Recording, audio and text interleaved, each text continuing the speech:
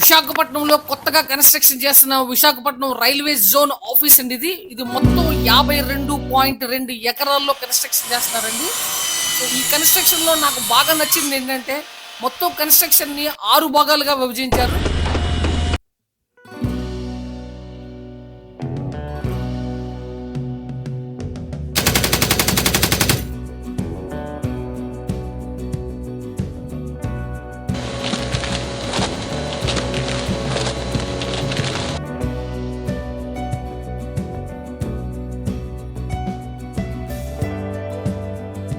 ఈ కన్స్ట్రక్షన్ లో main brick work అంతా జరిగేది చోట అంతా కూడా ఒక ఎంప్లాయీస్ ని పెట్టారండి. సో జేసీబీ వర్క్ అంతా కూడా ఒక దగ్గర జరుగుతుంది, మెటీరియల్ అంతా ఒకవైపు. సో ఇది చూస్తున్నదంతా కూడా బ్రిక్ వర్క్ చేసే ఒక మిషనరీ వర్క్ అండి. దీని గురించి ముందు పూర్తి వీడియోలో చూద్దాం.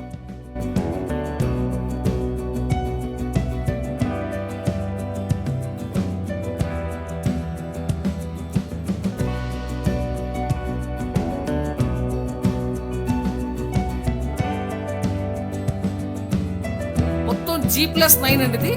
మొత్తం G+9 లో ప్రస్తుతానికైతే 4 ఫ్లోర్స్ స్లాబ్ అయిపోయిందండి. 52 ఎకరాలకి మొత్తం ప్రహరీ గోడ కట్టే వర్క్ అంతా ఒకవైపు జరుగుతుంది.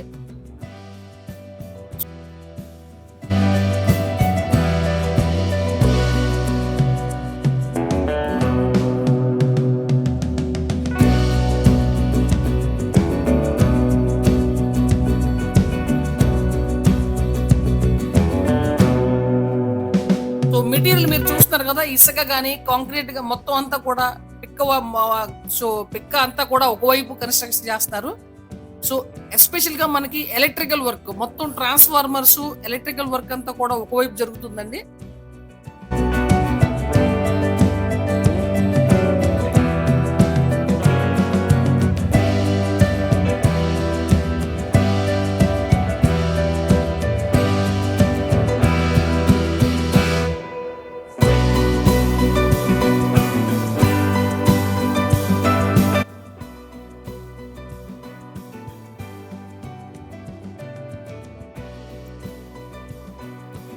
సో విశాఖపట్నం రైల్వే జోన్ లో వర్క్ ని ఇలాగా మొత్తం 6 సెగ్మెంట్స్ కింద వాళ్ళు విభజించడం వల్ల వర్క్ చాలా ఫాస్ట్ గా జరుగుతుందండి. లాస్ట్ ఇయర్ 2025 లో ఇది శంకుస్థాపన జరిగింది. సో హోప్ఫుల్లీ ఈ ఇయర్ ఎండ్ కానీ లేదంటే నెక్స్ట్ ఇయర్ మిడ్ లో కానీ కన్స్ట్రక్షన్ కంప్లీట్ అయిపోయి ఆఫీస్ స్టార్ట్ అవడానికి ఛాన్స్ ఉంది.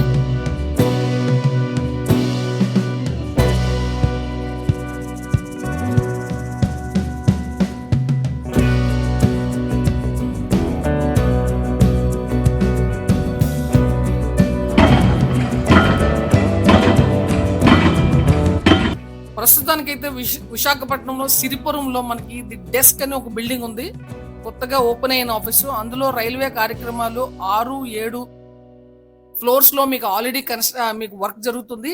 సో జోన్ అయితే మాత్రం జూన్ 1 నుంచి మనకి ఇప్పుడు జోన్ కింద దీన్ని డిక్లేర్ చేశారు.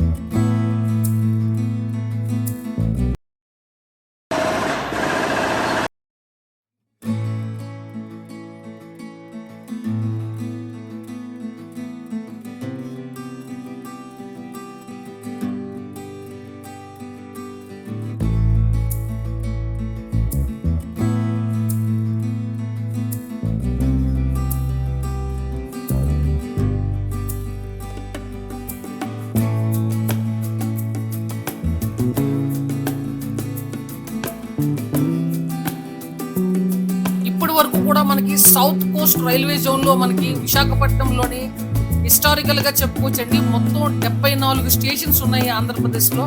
అందులో మనకి వందే భారత్ 16 వందే భారత్ సర్వీసులు, 22 అమృత భారత్ సర్వీసులు ఇందులో భాగంగా ఉన్నాయండి. నెక్స్ట్ ఇయర్ బుల్లెట్ ట్రైన్స్ కూడా వస్తాయని ఒక టార్గెట్ ఉన్నది. సో దాని గురించి వివరాలన్నీ కూడా నెక్స్ట్ ఇయర్ మార్చికి మొత్తం దీని గురించి వివరణ వస్తుంది.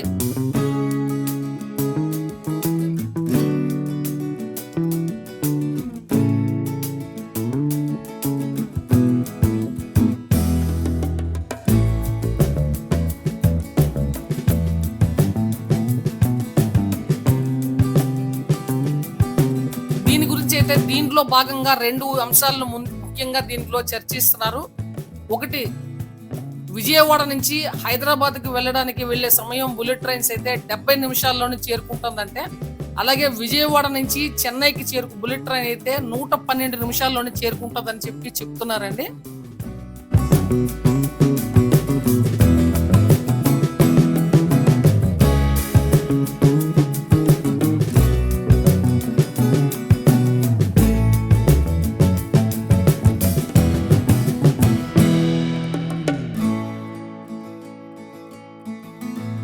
ప్రస్తుతానికైతే మాత్రం వందే భారత్ ఎక్స్‌ప్రెస్ విజయవాడ నుంచి హైదరాబాద్‌కి 4 నుంచి 5 గంటల సమయాల్లోనే చేరుకుంటుందండి.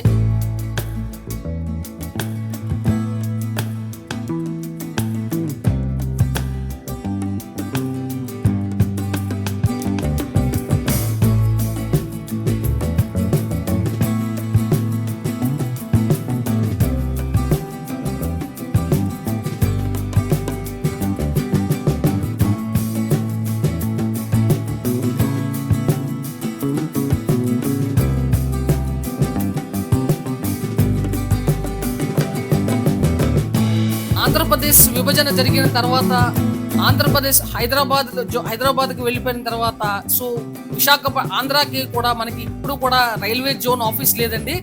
సో దీనికోసం ఒరిస్సాకి డిపెండ్ అవ్వాల్సి వచ్చేది. సో రైల్వే రిక్రూట్మెంట్ ఏదొచ్చినా కూడా ఒరిస్సా వెళ్లాల్సి వచ్చేది. సో ఒరిస్సాలోని ఎక్కువగా కూడా నార్త్ ఇండియన్స్ వాళ్ళ రిక్రూట్మెంట్ ఉండేది. వాళ్ళ ఆల్రెడీ ఎంప్లాయ్మెంట్ ఎక్కువగా ఉండేది. సో విజయవాడ నుంచి గాని, కాకినాడ, విశాఖపట్నం, విజయనగరం, శ్రీకాకుళం జిల్లాల నుంచి వెళ్ళే యువత ఎవరైనా సరే ఒరిస్సా వెళ్ళిన తర్వాత వాళ్ళకి అక్కడ ఉద్యోగ అవకాశాలు చాలా తక్కువగా ఉండేవి.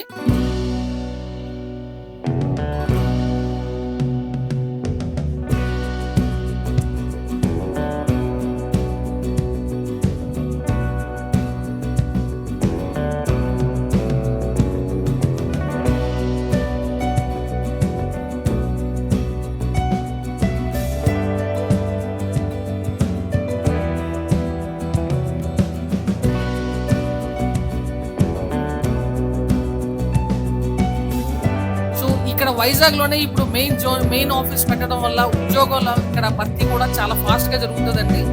అలాగే మనకు ఆంధ్రప్రదేశ్ లోనే ఉన్న ఇక్కడ ఉన్న ఎంప్లాయీస్ ఇక్కడ మెయిన్ గా రిక్రూట్మెంట్ తీసినప్పుడు మన ఆంధ్రప్రదేశ్ లోని ఆల్రెడీ చదువుకున్న యువతకే ఎక్కువగా కూడా ప్రాధాన్యత ఇస్తామని చెప్తున్నారు. సో ఇదే జరిగితే పూర్వ వైభవం రావడానికి ఎన్నో నెలలు పడుతుందండి.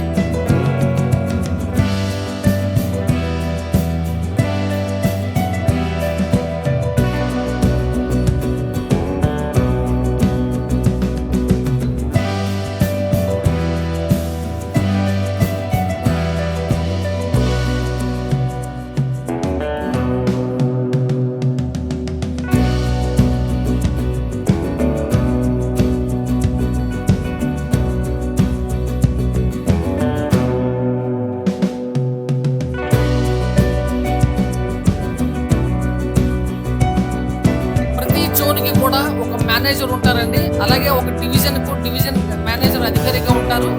సికింద్రాబాద్ మనకి ఉండేటప్పుడు విజయవాడ, గుంతకల్లు రైల్వే డివిజన్ కి ఈ జోన్ లో ఉండేది. రాష్ట్రం విడిపోయిన తర్వాత ఆంధ్రాకు రైల్వే జోన్ అనేది లేకుండా పోయింది.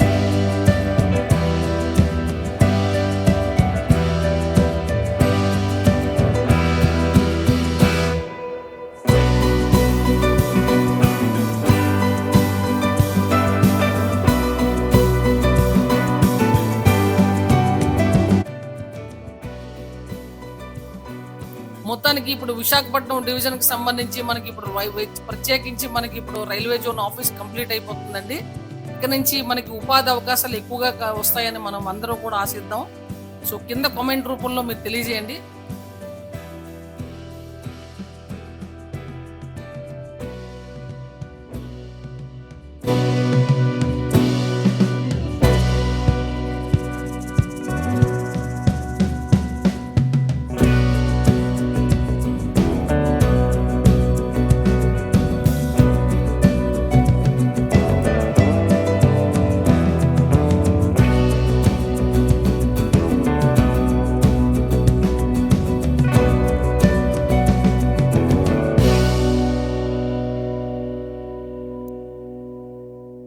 ఈ ప్రాజెక్ట్ మొత్తం 52.2 ఎకరాల భూమిని దీనికి ఆమోదించారండి. సో ఈ ప్రాజెక్ట్ విలువ మొత్తం 184 కోట్ల రూపాయలుగా దీనికి మంజూరు చేశారు.